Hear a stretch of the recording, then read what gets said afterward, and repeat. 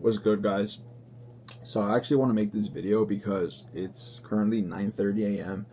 I was supposed to go to the gym, actually go for a run, come home, get breakfast, and then go to the gym, but it's actually raining outside.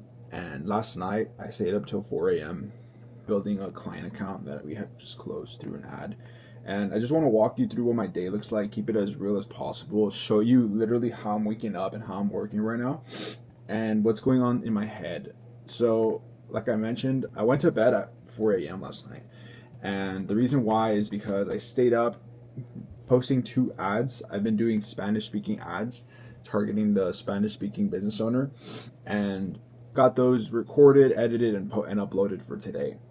So that was good. And one of our ads actually converted a business owner.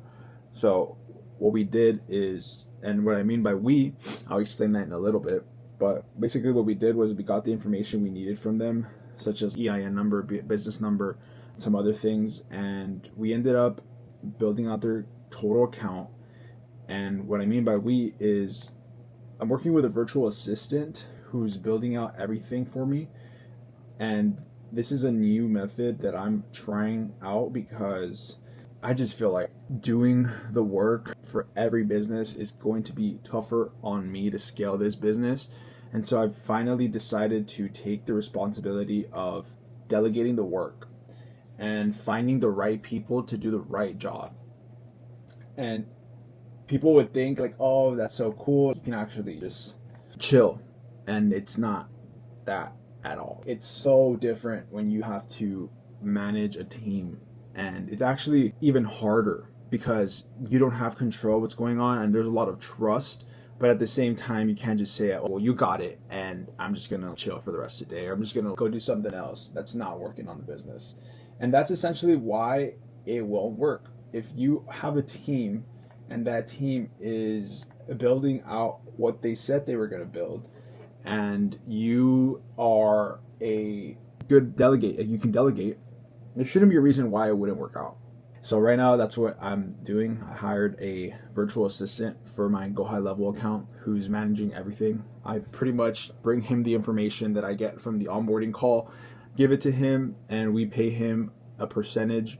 And aside from that, I hired a closer, and me and him are going percentage wise as well on the deals we close together. So for the next few weeks, I'm going to get busy with another niche that I'm opening up, but he is going to be responsible for closing the deals, and that's going to alleviate a lot of that stress and a lot of that time that I would otherwise spend closing on building and running the business. So I just want to give you guys an update. I will be posting this on my YouTube as well as my school community. So if you want to be part of a community where there's a lot of like-minded individuals and there's a lot of people who want to learn this space, there is not a one size fits all in the space. If you think about it, there's marketing agencies for any niche, any industry. And so you pretty much have to lock in on one and understand what their pain point is, what the budget is, and what it would take to actually fulfill the service. Most of this, you can do this on your own. I actually started my agency on my own about 4 months ago, and I started with cold calling. I started cold calling businesses, finding some proof of concepts, finding some use cases, using that to actually build rapport, build testimonials, and just have an understanding of how businesses work and manage in 2026. And essentially, if my service even values them in the first place, if they can even find value in the first place. So that's kind of where I started. And now where I'm at a stage in my life where I'm using social media to find more businesses, running ads, recording TikToks, recording reels, not only in English, but in Spanish as well, because if you are fluent in Spanish, sometimes there's a language barrier between you and a business owner because you can speak English, but they may speak Spanish. So having that bilingual ability is a skill that you need to implement. You'd be selling yourself short if you didn't reach out to Spanish speaking business owners.